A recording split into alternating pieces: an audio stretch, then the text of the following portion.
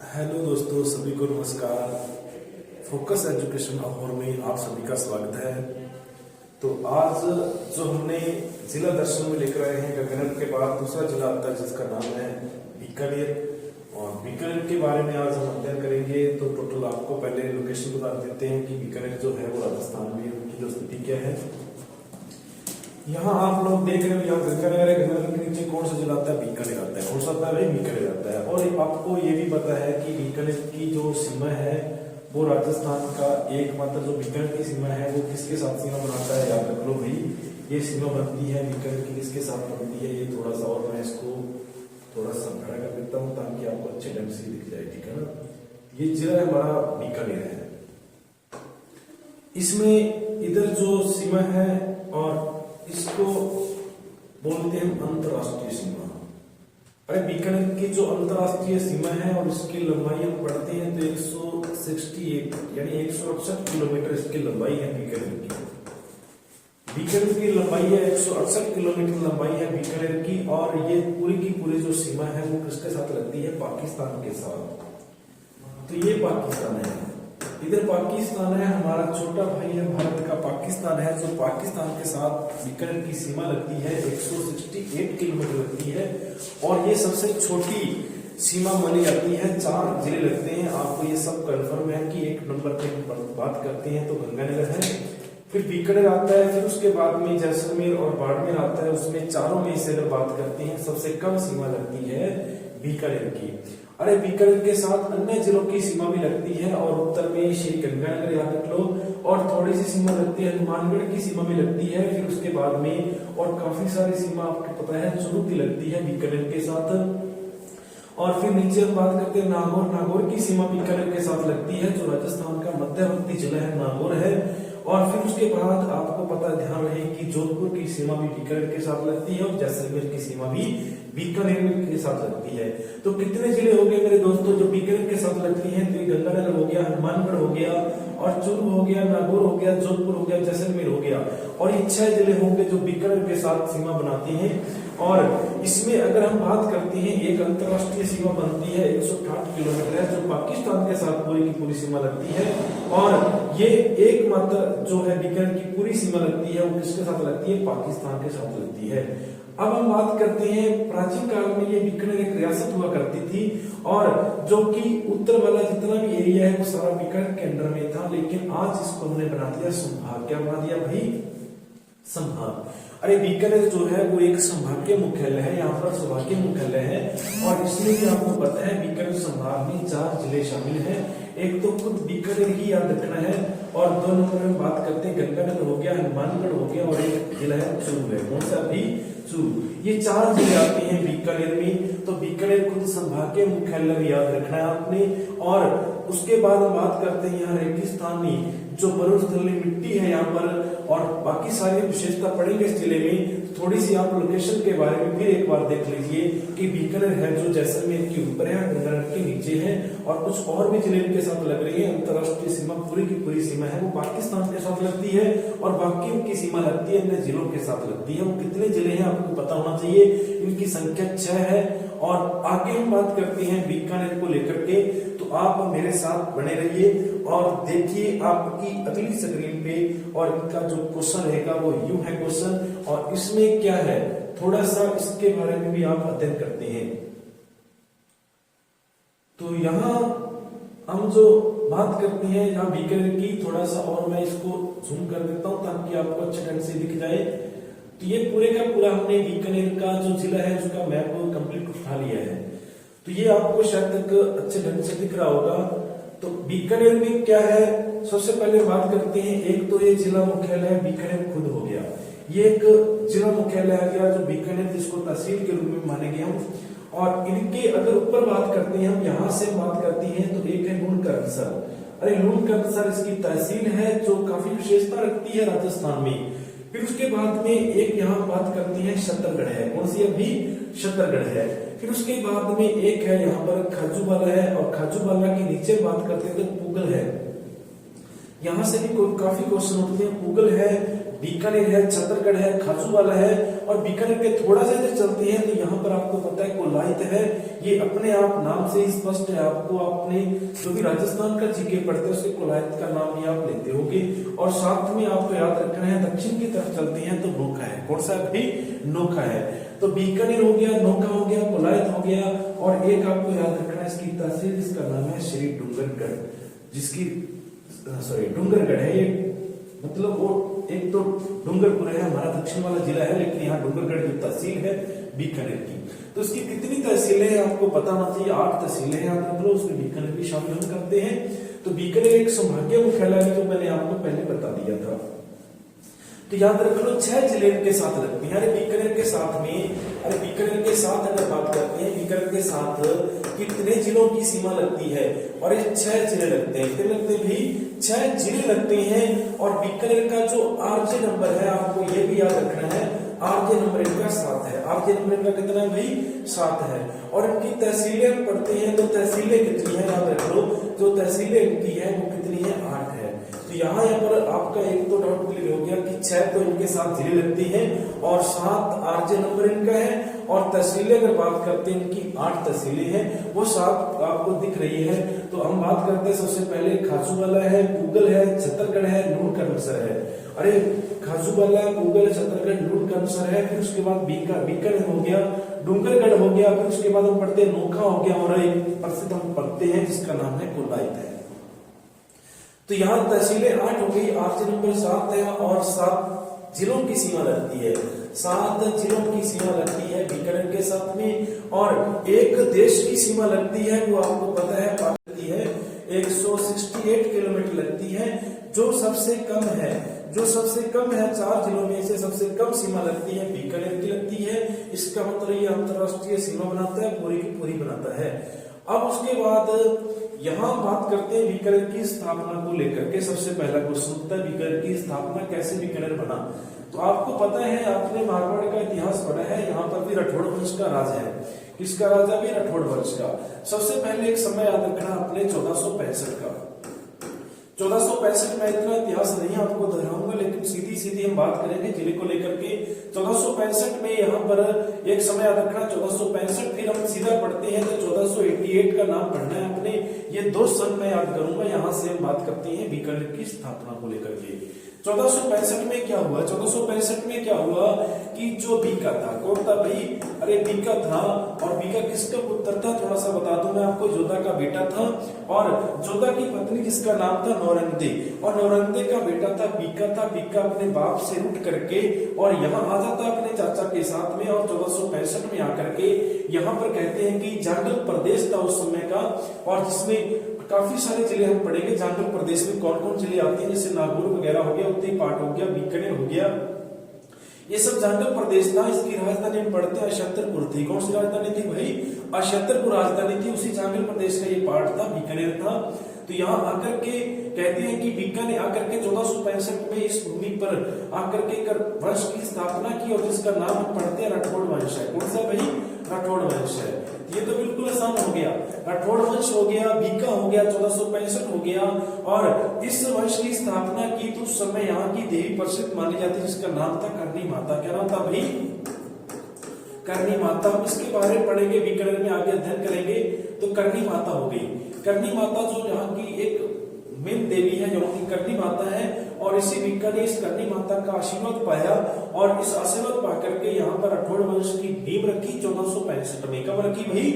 1465 में यहाँ पर राठौड़ वंश की नींव रखी, लेकिन वो प्रदेश था भी जांगल प्रदेश, बीकानेर नहीं बना है अभी तक। अब उसके बाद क्या हुआ कि यहाँ का एक प्रसिद्ध जाट जिसका नाम था नर्रा, कहते हैं लोग, कुछ लोग कहते हैं नर्रा है, और उसी नर्रा के साथ संपर्क होता है बीका का, और उसने बहुत सारी भूमि इनको दान में दी।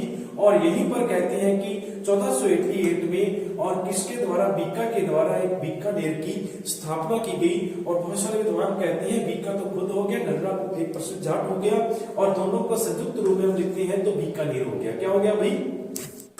तो यहाँ बीकानेर की स्थापना किसने की? बता दो भाई। बीकानेर 1488 में। तो दो ही समय हमने पढ़े हैं, 1465 में बीकानेर राठौड़ वंश की स्थापना की करनी माता, याद रखना चाहिए, इसका आशीर्वाद लिया था, और 1488 में बीकानेर की स्थापना की। तो ये सारे की बात हम बात करते हैं बीकानेर की। तो बीकानेर की स्थापना के बारे में आपको ज्ञात हो गया होगा, लेकिन फिर भी एक बात हम बात करते हैं, वर्तमान की बात करते हैं। तो वर्तमान में हम बात करते हैं, तो आज हम बीकानेर स्थापना दिवस के रूप में एक तिथि को माना जाता है जो कई बार परीक्षा में पूछ लिया जाता है उस तारीख को लेकर के। तो बस याद रखना आपने, जो देशी महीना होता है उसमें दूसरा महीना कौन सा होता है? वैशाख का महीना। कौन सा भी? अरे जो वैशाख का महीना होता है, इस वैशाख के महीने का एक पक्ष होता है जिसको हम बोलते हैं शुक्ल पक्ष। पहला कृष्ण पक्ष, फिर उसके बाद शुक्ल पक्ष होता है, और शुक्ल पक्ष की 30 को, अरे शुक्ल पक्ष की 3 को होता है बीकानेर स्थापना दिवस, और जिसको आखा 30 के रूप में भी जानते हैं। किसके भाई? आखा 30। तो आखा 30 कह दो, आखा 30 कहते हैं, अक्षय तृतीया कहते हैं, और ये 3 को होती है। कब होती है? वैशाख शुक्ल को होती है, और इस दिन हम मनाते हैं बीकानेर स्थापना दिवस के रूप में मनाते हैं। तो 1488 याद रखना है, बीकानेर की स्थापना होती है। और उसके पहले हमने बात करी है राठौड़ वंश की स्थापना किसने की थी? बीकानेर की थी। फिर मैं दोबारा बता दूं आपको कि जोधपुर का जो प्रसिद्ध राजा पढ़ते हैं जोधा था, जोधा का बेटा था जिसका नाम था बीका था। बीका वहां से उठ करके आ जाता है कहां पर? झांगल प्रदेश में वो समय था 1465 में। और यहाँ की महान देवी जिसको हम पढ़ते हैं करनी माता, करनी माता का आशीर्वाद पाकर के, और इसी बीका के द्वारा यहाँ पर कहते हैं कि राठौड़ वंश की नींव रखी गई। और उसके बाद हम बात करते हैं आगे चल करके इसी बीका के द्वारा अन्य लोगों के सहयोग से यहाँ पर बीकानेर की स्थापना की 1488 में। तो 1488 में बीकानेर की स्थापना होती है। और एक तारीख याद रखनी है, दूसरा महीना याद रखना है, वैशाख शुक्ल याद रखना है, 3 तारीख याद रखनी है। अरे वैशाख शुक्ल 3 को दूसरा महीना है, वैशाख शुक्ल 3 को आखा 30 के रूप में मनाते हैं। उसी दिन होते हैं बीकानेर स्थापना दिवस कहते हैं हम। तो बीकानेर स्थापना हो चुकी है यहाँ पर। अब उसके बाद हम बात करते हैं बीकानेर में जो मेन जो हमारे ऐतिहासिक कौन से यहाँ पर रहेंगे, और उसके बाद हम बात करेंगे पैटर्न से संबंधित बात करेंगे, और कुछ समय यहाँ जो मुख्य बिंदु को लेकर के आज हम बात करने वाले हैं। तो आप इसको ध्यान से पढ़िए। तो ये हमारा बीकानेर के साथ 6 जिले लगते हैं, आरजे नंबर 7 होगा, तहसील 8 होगी, और पाकिस्तान के साथ 168 किलोमीटर है। अब उसके बाद सबसे पहले हम इसको बाद में बात करेंगे, लेकिन यहाँ और बात करते हैं बीकानेर के बारे में। तो सुनो, सबसे पहले एक तो हमने पढ़ लिया था इसका आरजे नंबर। कितना आरजे नंबर बोल दीजिए भाई? 7 है। कितना है? 7 है। आरजे नंबर 7 है। और एक आपको पढ़ना चाहिए शुभंकर। अरे इसका शुभंकर है वो कौन सा है? शुभंकर आपको पता है बीकानेर का शुभंकर है बट्टतित्तर। कौन सा भाई? बट्टतित्तर है। अरे बट्टतित्तर को ही बोलते हैं रेत का तित्तर। क्या बोलते हैं?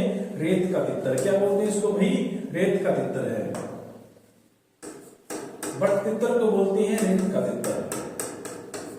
और ये रेत का तित्तर है, लेकिन ये आपको कहां दिखेगा? ये इसी में बात कर लेते हैं। ये तो बीकानेर का शुभंकर है।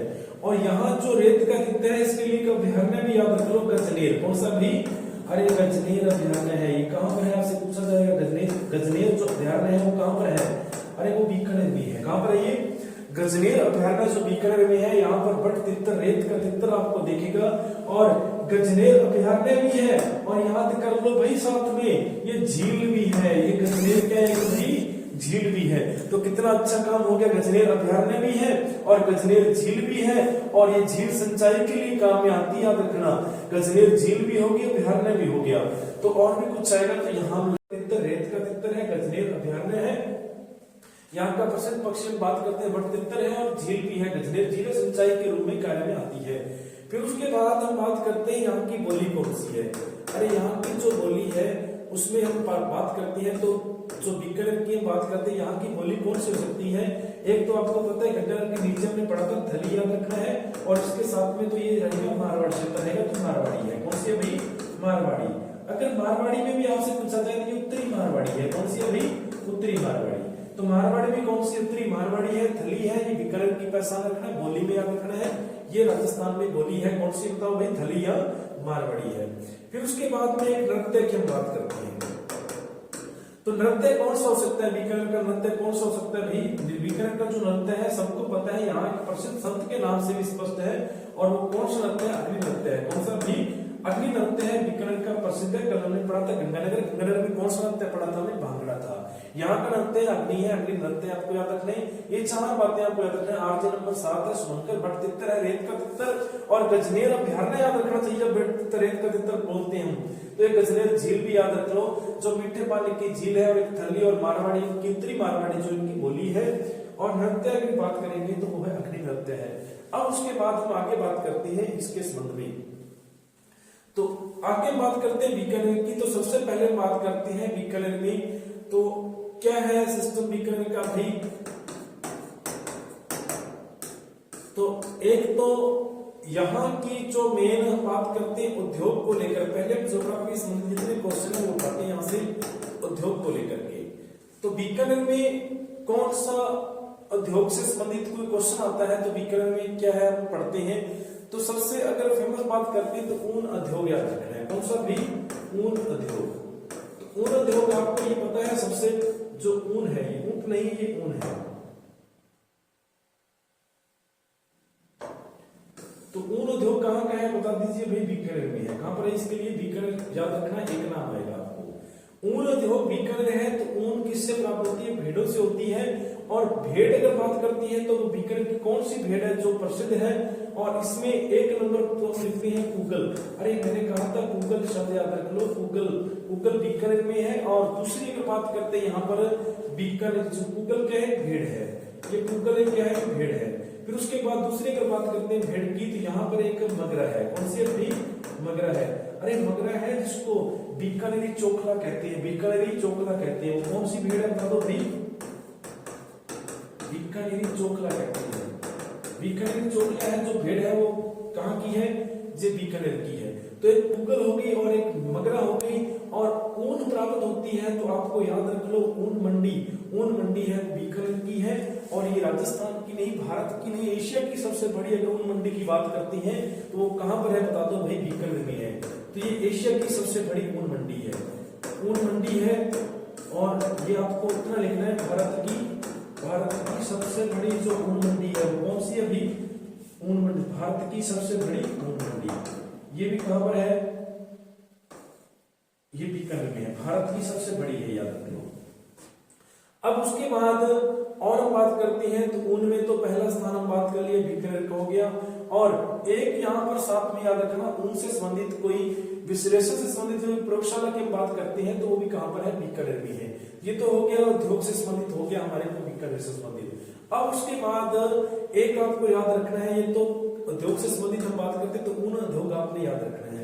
एक यहाँ पर कुछ खनिज के बारे में बात करते हैं। तो खनिज में आपको पता है सबसे पहले इंपोर्टेंट है जो भारत में प्रसिद्ध है और वो एक ही कोयला है, वो कौन सा? लिग्नाइट है। कौन सा भी? लिग्नाइट। और लिग्नाइट आधारित जितनी परियोजना चलाई जा रही है वो बीकानेर से संबंधित भी रखती है। और बीकानेर का जो लिग्नाइट कोयला है वो कहाँ का है? याद रख लो, पलाना। कहाँ का भी? जो पलाना है, पलाना बीकानेर में है। यहाँ का जो कोयला है पूरा भारत में प्रसिद्ध है, लिग्नाइट कोयला है। कौन सा भी? लिग्नाइट। अरे लिग्नाइट जो कोयला है वो कहते हैं क्वालिटी की दृष्टि से देखा जाए इसका स्थान होता है तीसरा। पहला एंथ्रेसाइट होता है, दूसरे हम पढ़ते हैं बिटुमेन पढ़ते हैं, फिर लिग्नाइट आता है, चौथे नंबर पर हम पढ़ेंगे तो पीट कोयला होता है। और लिग्नाइट कोयला है जो 3 नंबर का जो क्वालिटी का कोयला है वो कहाँ पड़ता है? पलायना में। तो यहाँ का जो भारत का प्रसिद्ध जो कोयला है वो लिग्नाइट रखना है याद अपने, ये बीकानेर में है। अब यहाँ कोयला है तो कोयले से क्या बनेगी? विद्युत बनेगी। कौन सी बनेगी भी? विद्युत। और विद्युत के लिए हम बात करते हैं यहाँ पर जो परियोजना चलाई जा रही है वो एक तो पलाना में है, एक शब्द याद रखना आपने गुडा। क्या रखना भी? गुडा रखना है। और एक रखना आपने याद रख लो, एक है जिसका नाम है वर्षीयपुर। वर्षीयसर भी लिखा होता है, कहीं वर्षीयपुर भी लिखा होता है। तो गुडा, वर्षीयपुर और पलाना यहाँ पर याद रख लो किससे संबंधित है? यहाँ पर विद्युत से, सॉरी कोयले से संबंधित है जिसको बोलते हैं तापीय ऊर्जा। कौन सी ऊर्जा भी? तापीय ऊर्जा से संबंधित है। और कौन सा कोयला? लिग्नाइट कोयला। निजी क्षेत्र की जो प्रसिद्ध जो परियोजना चलाई जा रही है तो वो एक तो होगी गुड्डा में होगी और एक वर्षीयपुर होगी और एक हम पढ़ते हैं तो पलाना होगी। ये तो कुछ हम बात की थी खनिज से, लिग्नाइट से संबंधित। और याद रख लो बीकानेर में इसी के साथ में तो यहाँ पर एक सबसे बड़ी जो खान, किसकी खान है? याद रख लो, जिप्सम की। किसकी भाई? अरे जिप्सम की सबसे बड़ी खान है, जिप्सम की सबसे बड़ी जो खान है, जिप्सम की सबसे बड़ी जो खान है वो कहाँ पर है बताओ भाई, बीकानेर में है। और बीकानेर में भी ये जो विसरा सर है, कौन सा भी, विसरा सर। अरे विसरा सर में जो सबसे बड़ी खान है जिप्सम की वो बीकानेर में है, लेकिन आपसे क्वेश्चन पूछा जाएगा कि विसरा सर में तो सबसे बड़ी खान है जो जिप्सम की है वो कहां पर है, बीकानेर में है, ये तो आसान हो गया। लेकिन अगर आपसे पूछा जाए कि सर्वाधिक भंडार वाला जिला पूछ लेगा तो उसके लिए आपने सिलेक्ट करना है नागौर को। किसको भाई, नागौर। जिप्सम का सर्वाधिक भंडार पाया जाता है नागौर में। जिला पूछेगा तो कौन सा आएगा, विसरा सर, और सॉरी जिला पूछेगा तो बीकानेर आएगा। विसरा सर है जिप्सम की सबसे बड़ी खान है यहाँ पर।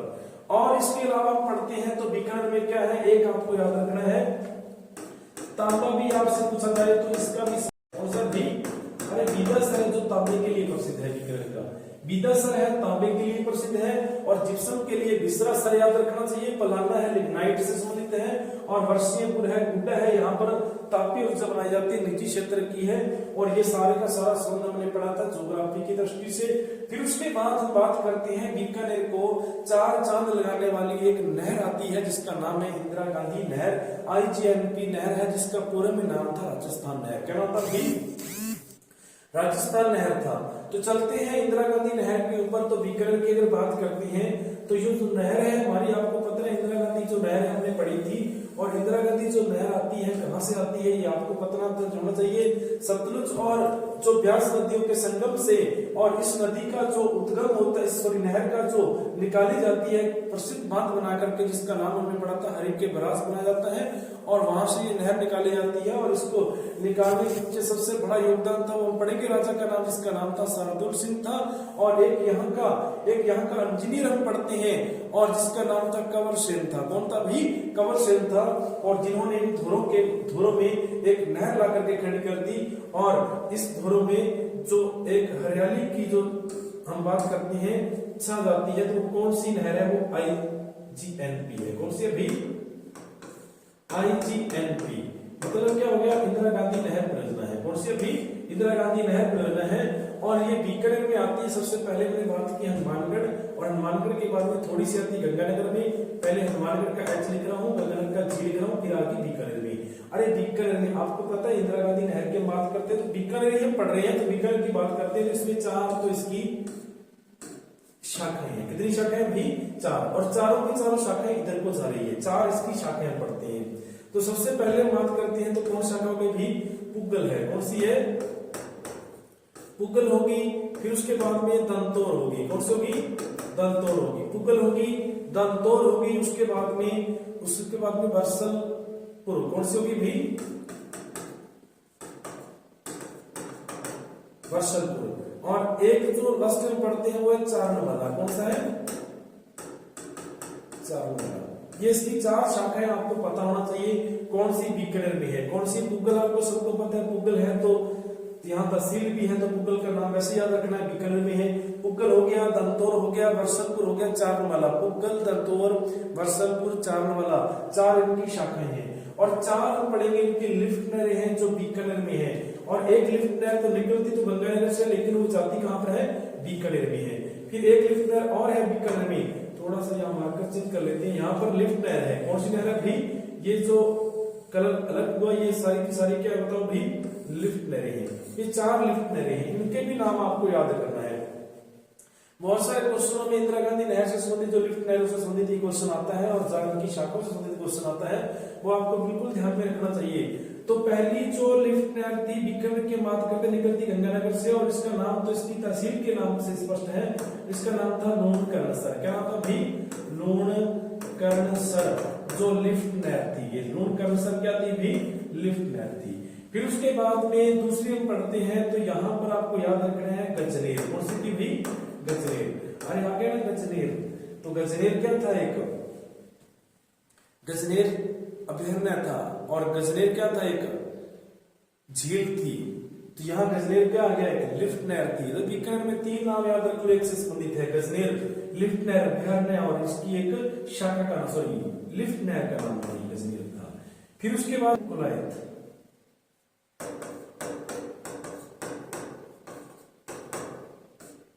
कुलायत आती है।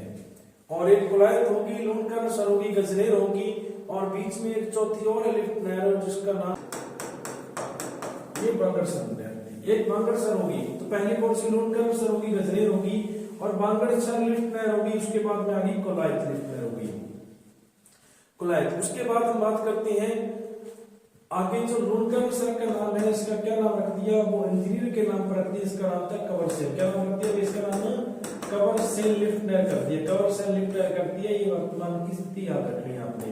और फिर उसके बाद में जो गजनेर थी और इसका नाम बदल कर रख दिया, और इसका नाम है पन्नालाल बारूपाल। क्या नाम भाई,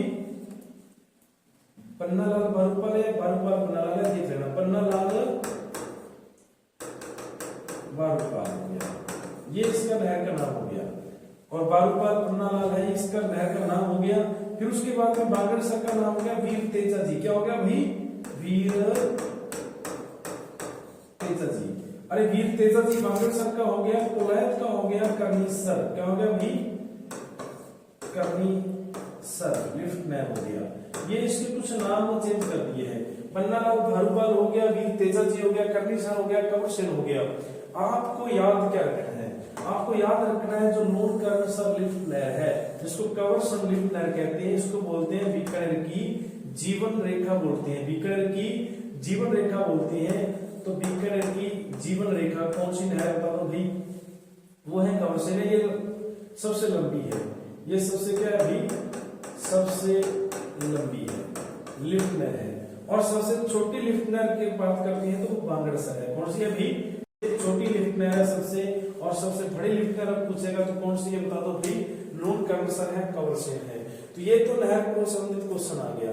बाकी हम बात करते हैं यहाँ बीकानेर की। तो बीकानेर एकमात्र ऐसा जिला है जिसमें कोई नदी नहीं है, नदी नहीं है। लेकिन एक जिला और भी हम पढ़ेंगे जिसका नाम था चूरू। क्या नाम था भाई, चूरू। लेकिन अभी बीकानेर की बात चल रही है तो बीकानेर में नदी नहीं है, कोई नदी नहीं है। यहाँ पर एक नहर आती है, आईजीएफपी नहर आती है, और इस नहर को लेकर आने वाले शार्दुल सिंह हम बात करते हैं, राजा थे, जो अंतिम राजा थे जिन्होंने एकीकरण विलय पत्र पर हस्ताक्षर किए थे। और एक यहाँ के तत्कालीन जो इंजीनियर थे वो कवरसेल थे, जिनके नाम पर आज लूणकरणसर का नाम हो गया, कवरसेल हो गया, और बीकानेर की जीवन रेखा कहते हैं। और फिर गजनेर आपको पता होना चाहिए, अभ्यारण्य भी है, झील भी है, और एक लिफ्ट नहर का नहर था जिसका नाम हो गया पन्नालाल बारूपाल हो गया। और बांगड़सर को वीर तेजा जी कहते हैं, कोलायत को करनीसर लिफ्ट नहर कहते हैं। तो ये सबसे छोटी है और ये सबसे बड़ी है। और चार इसकी शाखाएं हमने पढ़ी है, पुग्गल, दतौर, बरसलपुर और चारनवाला। पुग्गल, दतौर, बरसलपुर और चारनवाला। तो ये हमारे जो इसमें नहर से संबंधित हमने बात कर ली है। अब उसके बाद अगर आगे बात करते हैं बीकानेर की, तो यहाँ नहर से संबंधित हमारे क्वेश्चन कंप्लीट हो गए।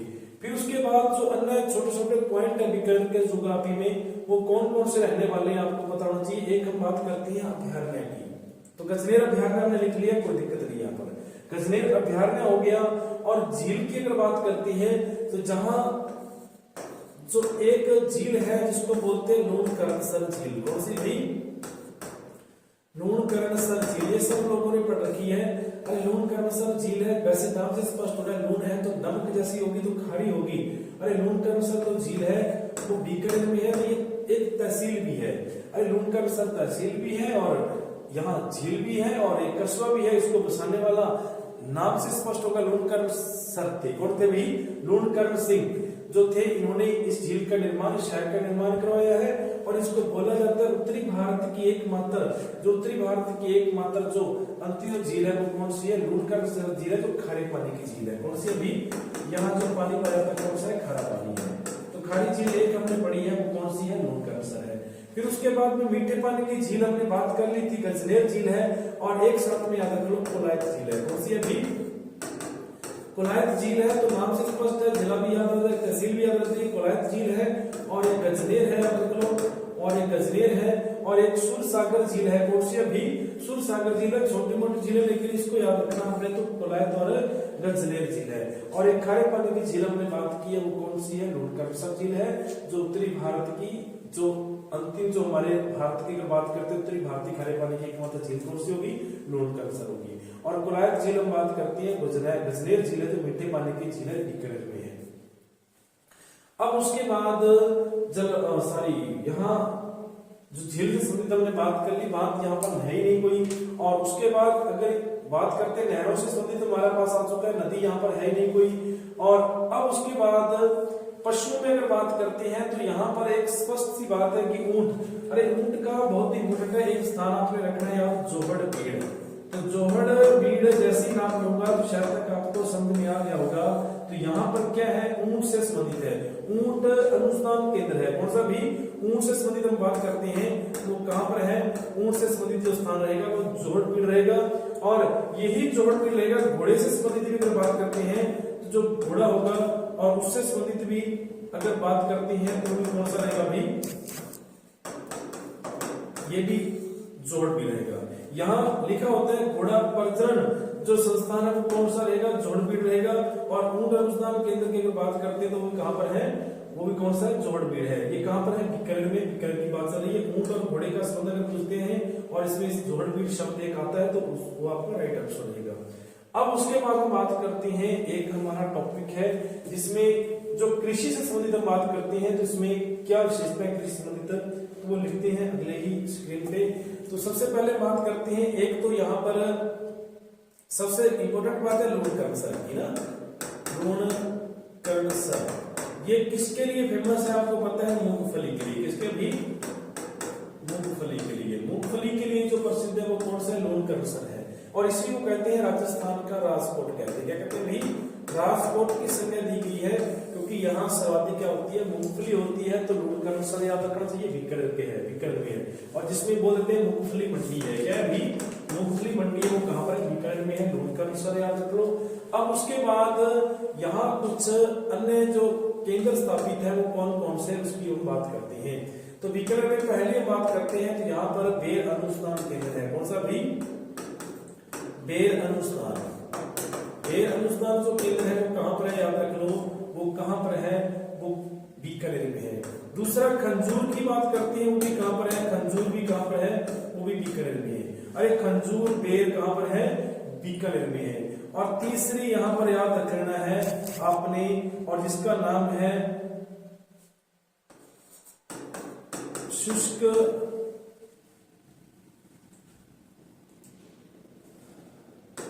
बागवानी, शुष्क बागवानी, शुष्क बागवानी अनुसंधान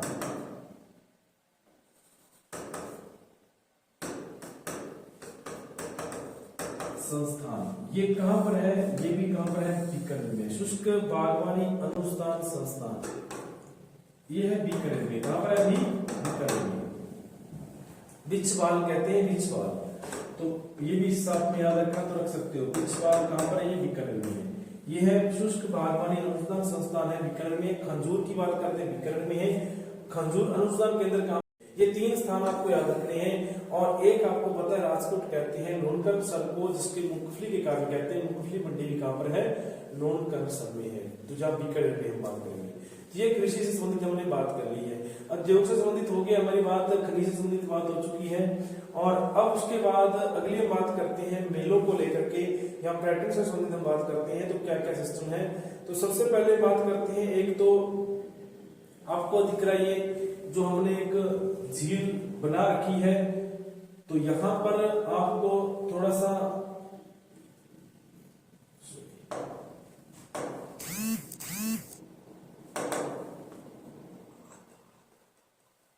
तो ये आपको झील दिख रही है भाई, इसको याद रखना है। कौन सी झील है आपको बताओ भाई। तो यहाँ लोग स्नान कर रहे हैं, खूब मस्ती मना रहे हैं ना, श्रद्धा के साथ ये लोग स्नान कर रहे हैं। तो कौन सी झील है ये कोलायत झील है। कौन सी अभी, कोलायत झील है। तो यहां मैं लिख रहा हूं, यहाँ पर कोलायत झील है। तो कोलायत झील है तो यहाँ का संबंध आपको पता होना चाहिए। कोलायत झील है तो कहां पर है, ये बीकानेर में, ये तो चल रहा है हमारा। और इसके बारे में हम पढ़ते हैं तो कोलायत झील में एक प्रसिद्ध मंदिर बना है, वो आपको दिख रहा है।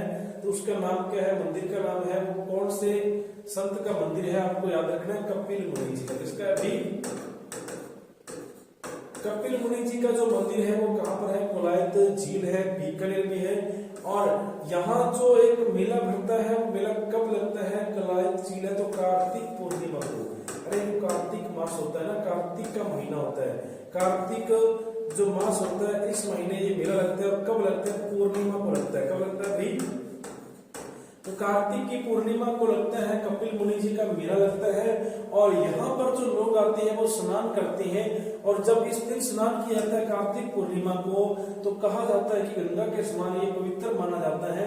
तो याद रख लो, कपिल मुनि जी का मेला कहाँ लगता है? बीकानेर में लगता है, कोलायत में लगता है, कार्तिक पूर्णिमा को लगता है। और यहाँ पर लोग आकर के श्रद्धा के साथ स्नान करते हैं, और जिसको गंगा के समान पवित्र माना जाता है।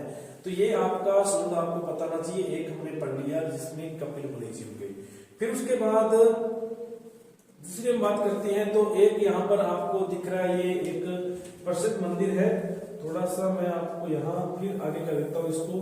तो ये जो आपको दिख रहे हैं, और ये इनको बोलते हैं, जैसे तो हम बोल देते हैं अपनी भाषा में चूहा बोलते हैं, लेकिन यहाँ नहीं बोलना, यहाँ तो हम बोलेंगे इसको काबा है। क्या भी इसको काबा कहते हैं। अरे ये काबा होता है, और किस माता का हम बात कर रहे हैं ये आपको पता चल गया होगा। तो कौन सी माता है? करणी माता है। कौन सी माता है भाई? करणी माता है। तो करणी माता का संबंध वैसे तो बीकानेर से हमने पढ़ लिया था, क्योंकि इन्हीं की आशीर्वाद से ही बीकानेर में सब कुछ हुआ था ना। तो करणी माता का मंदिर कहाँ पर है वो आपको पता होना चाहिए कि करणी माता का मंदिर बीकानेर में है। कहाँ पर है? देशमुख बीकानेर में है। और इसमें जो चूहे होते हैं, जैसे इसका सफेद चूहा दिख रहा है आपको, और इनको सबको क्या बोलते हैं? काबा बोलते हैं। जो यहाँ के लोग इनको अपना पूर्वज के रूप में मान करके इनकी पूजा वगैरह करते हैं। तो आपको याद रखना, यहाँ भी आपको सब दिखाई दे रहा है। तो करणी माता का जो है वो कहाँ है बता दो भाई? बीकानेर में है। तो करणी माता का जो मंदिर है, और इन्हीं के आशीर्वाद से ठोडवंश की यहाँ पर स्थापना होती है। और जिसको आशीर्वाद दिया था वो कौन थे? याद रख लो, वो कौन थे? बीका थे। कौन थे भाई? बीका थे। अब आपको एक हमने इसके पीछे हमने बात की थी, एक जो कोलायत झील है। अरे यहाँ पर जो करणी माता और उनके जो अनुयायी होते हैं, जिसमें बोलते हैं चारण जाति के जो लोग होते हैं, वो इस झील में कहा जाता है स्नान नहीं करते। तो ये कोलायत झील के लिए भी एक आपके लिए क्वेश्चन याद होना चाहिए कि कौन सी जो चारण जाति के जो लोग होते हैं इस झील में स्नान नहीं करते हैं। तो करणी माता का मंदिर आपको बता दिया मैंने, देशलोक कहाँ पर है? ये बीकानेर में है। तो सफेद चूहे होते हैं उनको काबा कहते हैं, और शक्ति वाली देवी थी करणी माता।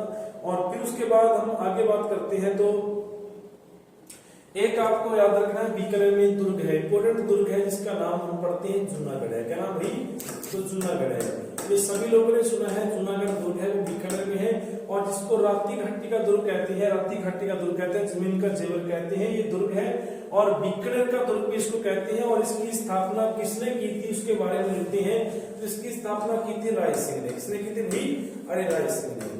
राय सिंह ने ये दुर्ग बनाया था, और किस मंत्री की देखरेख में बना था वो भी याद रखना चाहिए। और उसके कर्म अच्छे थे, जिसको आज हम पढ़ रहे हैं करमचंद। कौन था भाई? करमचंद की देखरेख में ये दुर्ग का निर्माण होता है। और जूनागढ़ का दुर्ग है, बीकानेर का दुर्ग है, और एकमात्र ये दुर्ग है राजस्थान का पहला दुर्ग माना जाता है जो हिंदू और इनके साथ में याद रख लो कौन सी भाई? मुगल।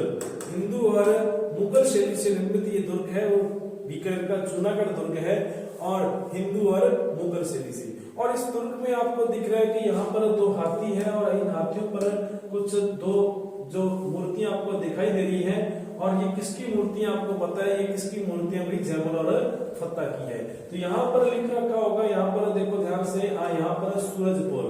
तो इसका जो प्रवेश द्वार है उसको सूरजपोल के नाम से जाना जाता है। और इसी पर हाथियों पर चली हुई जैमल और फत्ता की जो मूर्तियां हैं वो कहाँ पर है? बीकानेर में है। तो आप लोग एक कमेंट करके जरूर बताइए कि जैमल फत्ता जो थे इनकी यहाँ मूर्तियां लगाई जाती है, लेकिन इन्होंने कौन से युद्ध अभियान में अपना एक जो अच्छा परिचय दिया था, तो उस जिसके कारण आज हम इनकी बहादुरी के कारण इनकी जो मूर्तियां स्थापित की हाथियों पर चढ़ी हुई।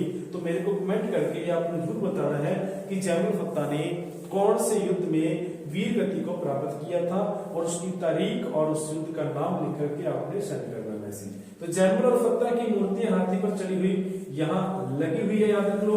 और किसने बनाया था? करमचंद ने, राय सिंह। और तारीख भी याद रख लो, यहाँ पर 1588 में लिख रहा हूँ, 1588 में ये बनना तैयार हुआ था। जूनागढ़ दुर्ग है, और ये जो दुर्ग है और बीकानेर का दुर्ग है, एकमात्र हम बात करते हैं जो कि हिंदू और मुगल शैली से निर्मित है। मतलब मुगलों का प्रभाव था। राय सिंह उस समय किनके दरबार में रहा करता था? मुगल दरबार में था, जिसको मुगल स्तंभ के नाम से भी जाना जाता है। तो फिर उसके बाद जूनागढ़ और क्या है, तो यहाँ पर हम मेलों की अगर बात करते हैं, सबसे पहले बात कर ली थी तो करनी माता। कौन सी माता भाई? करनी माता, जिनके मंदिर के मैंने आपको दर्शन भी करवा दिए थे। और दूसरे नंबर पे हम बात करते हैं तो करनी माता के बाद में एक यहाँ पर हमने बात की, एक और यहाँ का जो फेमस संत हमने पढ़ लिया था कपिल मुनि जी। कौन थे भी? कपिल मुनि जी। और इनको भी हमने पढ़ लिया था ना, और इनके भी मंदिर धाम के दर्शन आपने कर लिए थे सब लोगों ने। तीसरी हम बात करते हैं, यहाँ पर एक प्रसिद्ध संत है भाई, याद रख लो, यहाँ से हमेशा संतों से क्वेश्चन पूछा जाता है, तो वो कौन थे? जाम्बोजी थे। कौन थे भाई? जाम्बोजी थे, जिन्होंने वैष्णवी पंथ की स्थापना की थी। तो जाम्बोजी का संबंध भी कहाँ से है? बीकानेर से है। लेकिन उसके बाद और हम बात करते हैं तो जसनाथ जी। कौन है भाई? जसनाथ जी। और इन्हीं को लेकर हमने बात की थी, नृत्य जो अभिन्न नृत्य है और इनके भक्तों के द्वारा किया जाता है। जसनाथ जी हो गए, जाम्बो जी हो गए, कपिल मुनि और करनी माता, ये सारा का सारा सब हम पढ़ते हैं तो कहाँ से है? बीकानेर से है। और इसके अलावा हम पढ़ते हैं एक और पीठ पढ़ लेनी चाहिए आपको, और वो किसकी है? वो राम स्नेही है। कौन है भी? राम स्नेही। आपने सोचा होगा कि राम स्नेही तो है भीलवाड़ा में, शाहपुरा में, लेकिन यहाँ पर भी राम स्नेही की एक उपपीठ कह सकते हैं, और उपपीठ है वो कहाँ पर है? याद रख लो, वो है सिंहथल। कौन सा भी? सिंहथल है यहाँ पर भी। और इस राम स्नेही पीठ जो पीठ है सिंहथल में है, और इसका जो यहाँ हम बात करते हैं इसकी स्थापना किसने की थी, तो भी आपको याद होना चाहिए, हरिराम दास जी है। कौन है भाई? हरिराम दास जी।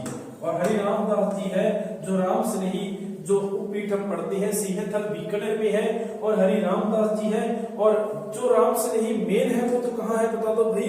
भीलवाड़ा में है। कहाँ पर है? भीलवाड़ा में है। लेकिन इनकी कुछ उपशाखाएं हमने पढ़ी थी, एक तो कौन सी हो गई? सिंहथल में, और इसके अलावा आपने पढ़ना है तो एक आती है जोधपुर में, खड़प्पा जोधपुर में है। कहाँ पर है? खड़प्पा जोधपुर में है।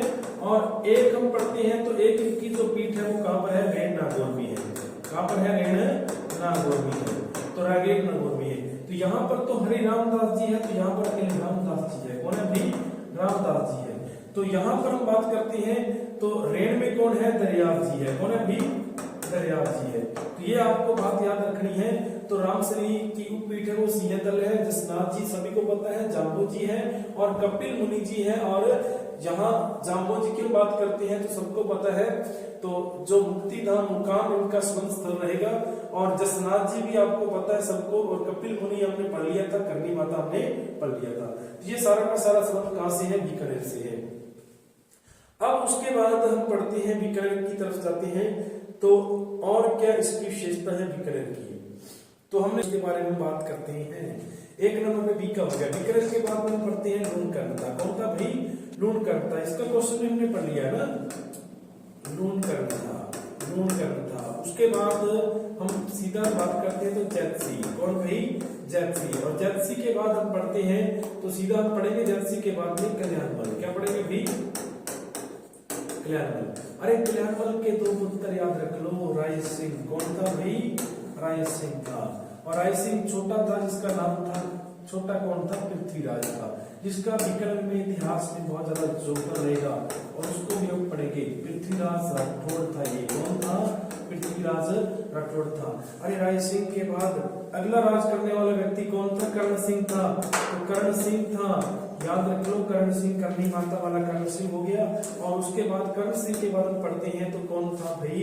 कर्ण सिंह के बाद हो गया अनूप सिंह हो गया। ये आपको याद ही रखना है, क्योंकि यहाँ से हर बार क्वेश्चन पूछा जाता है। अनूप सिंह के बाद हम सीधा पढ़ेंगे, तो अनूप सिंह के बाद कौन पढ़ेंगे उसकी हम बात करते हैं। अगली स्क्रीन पे लिखते हैं, अनूप सिंह के बाद में कौन आता है? सूरत सिंह। कौन आएगा भाई? सूरत सिंह। अरे सूरत सिंह के बाद अगर बात करते हैं, सूरत सिंह के बाद में हम बात करेंगे तो सीधा पढ़ते हैं महाराजा गंगा सिंह के पहले कौन पढ़ लेते हैं? सरदार सिंह। कौन था भाई? सरदार सिंह। तो कुछ इनका भी योगदान पढ़ लेते हैं, क्या था?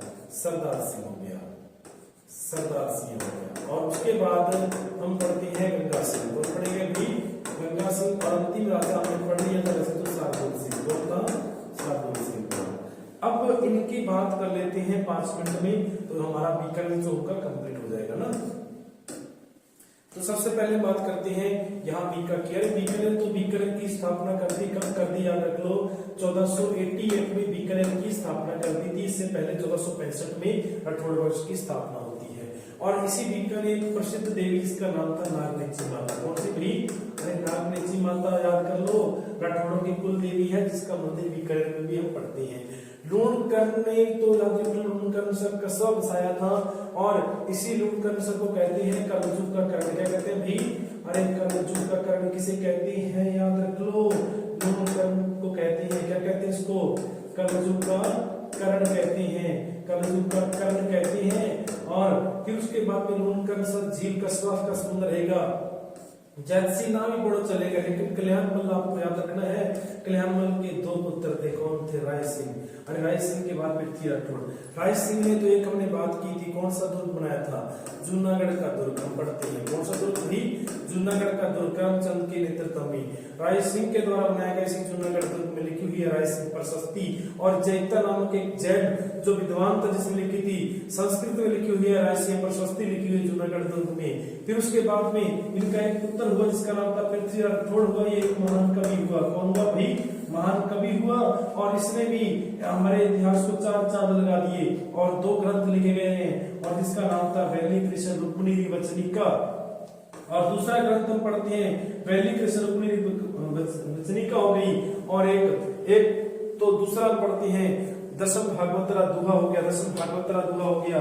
और यहाँ वैली कृष्ण रुक्मिणी वचनिका जो ग्रंथ है, और इसकी तुलना बहुत सारे विद्वानों ने अच्छे अच्छे ग्रंथों से की है, जिसको हिंदुओं का पांचवा वेद या 19वां पुराण के नाम से भी जाना जाता है। तो वो किसने लिखा था? पृथ्वीराज राठौड़ ने लिखा था। अब हम बात करते हैं, कर्ण सिंह चला गया, और कर्ण सिंह को क्या कहते हैं? जंगलधर बादशाह के नाम से भी जाना जाता है। तो यहाँ याद रखनी है अपनी बात अनूप सिंह की। अरे अनूप सिंह तो जो महान थे, कला को चमकाने वाले। और कौन सी कला याद रख लो? उस्ता कला। कौन सी कला भी? उस्ता कला। तो बीकानेर की संबंध में आपको थोड़ा सा ये भी याद होना चाहिए। एक तो उस्ता कला कहाँ की बता दो भी? उस्ता कला कहाँ की है? बीकानेर की है। उस्ता कला हो गई। उसके अलावा हम पढ़ते हैं, एक होता है यहाँ पर उस्ता कला हो गई, और एक आपको पढ़ना है मथेरना कला। कौन सी भाई? मथेरना कला। ये भी कहाँ की है? मथेरना कला भी कहाँ की है? बीकानेर की है। एक आपने पढ़ना है यहाँ पर आला किला। कौन सी भी? आला किला कला। मथेरना कला, आला किला कला पढ़नी है आपने। फिर उसके बाद एक आपको और याद रखना है यहाँ पर, एक उस्ता कला है और एक है जट कतराई। कौन सी है भी? जट कतराई। और एक आपको याद रखना है वार्ती कला। कौन सी कला? वार्ती कला। यहाँ नहीं दिख रहा तो यहाँ लिख रहा हूं मैं वार्ती कला। वार्तिक कला ये क्या है? हस्तकला में हम पढ़ेंगे इसको। उस्ता कला तो पता है आपको, ऊंट की चमड़ी पर की जाने वाली कला मथेरना कला, और आला किला होता है मिट्टी पर की जाती कला की जाती है। जट कतराई ऊंटों के बालों को शेप में काटना होता है। वार्ती कला होता है कपड़े के ऊपर मोम की पर चढ़ाना है। वार्ती कला बीकानेर की है। और एक बीकानेर की प्रसिद्ध है कुप्पी। कुप्पी जिसको कहते हैं, ये क्या चीज होती है याद रखो? जल पात्र है जो खाल से बनता है, खाल से बनने वाला जल पात्र होता है, कुप्पी होता है। और फिर उसके बाद हम बात करते हैं अनूप सिंह का काल था, जो उस्ता कला का क्या था भाई? स्वर्ण काल था। उस्ता कला का क्या था? स्वर्ण काल था। आगे हम बात करते हैं सूरत सिंह। अरे सूरत सिंह ने किस दुर्ग की सूरत चेंज कर दी थी? तो याद रखो बटनेर की। इसकी भी? अरे बटनेर की 1805 में। 1805 में बटनेर को बदल करके क्या रख दिया इसने? हनुमानगढ़ बना दिया। क्या बना दिया भाई? हनुमानगढ़। कहा जाता है मंगलवार के दिन इन्होंने बटनेर को जीत लिया और उसका नाम रख दिया हनुमान के नाम पर, हनुमानगढ़ रख दिया। अरे सरदार सूरत सिंह ने और क्या किया था? अरे 1818 में क्या किया था भाई? 1818 में अंग्रेजों के साथ क्या कर ली? संधि कर ली थी। अंग्रेजों के साथ क्या कर ली थी भाई? संधि कर ली थी। वो सूरत सिंह था। अरे सरदार सिंह ने क्या किया था 1818 में? 1857 में क्या किया था? अंग्रेजों का साथ दिया था। तो अंग्रेजों का साथ दिया था। और एकमात्र ऐसा राजा था जिसने हमारी रियासत वाला कौन था? सरदार सिंह था। और अंग्रेजों ने खुश होकर के इनको टिप्पी परगना के 41 ग्राम उपहार में भेंट किए थे।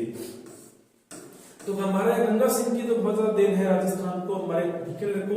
एक तो गंगा नहर लेकर आए। कौन सी नहर लेकर आए भी? गंगा नहर लेकर आए, और जिससे गंगा नगर को हरा भरा कर दिया। और गंगा सिंह के नाम पर गंगा नहर आ गई, गंगा नगर बस गया। फिर उसके बाद में हम बात करते हैं गंगा सिंह की, अगर बात करते हैं तो गंगा सिंह ने एक लाल पैलेस बनाया था। लाल पैलेस यानी लाल महल, यार इसको बोलते हैं लाल पैलेस। लाल पैलेस का निर्माण करवाया था। तो गंगा सिंह हो गया लाल पैलेस। इसके पिता लाल सिंह की याद में याद रखना लाल पैलेस बनता है। कहां पर बनता है ये बनता है बीकानेर में, हम बात कर रहे हैं। शार्दुल सिंह, अरे शार्दुल सिंह ने कौन सी नहर भी हम पढ़ते हैं आईजीएमटी, कौन सी भी आईजीएमटी जो नहर है, और इसकी रूपरेखा तैयार करने वाले कौन हो गए, शार्दुल सिंह हो गए। और यही अंतिम राजा था जिसने सबसे पहले सारी रियासतों में से सबसे पहले बात करते हैं हस्ताक्षर किए थे एकीकरण विलय पत्र पर। कब किए थे, 7 अगस्त 1947 में सबसे पहले हस्ताक्षर करने वाला व्यक्ति कौन था, वो था कौन था भाई, शार्दुल सिंह था।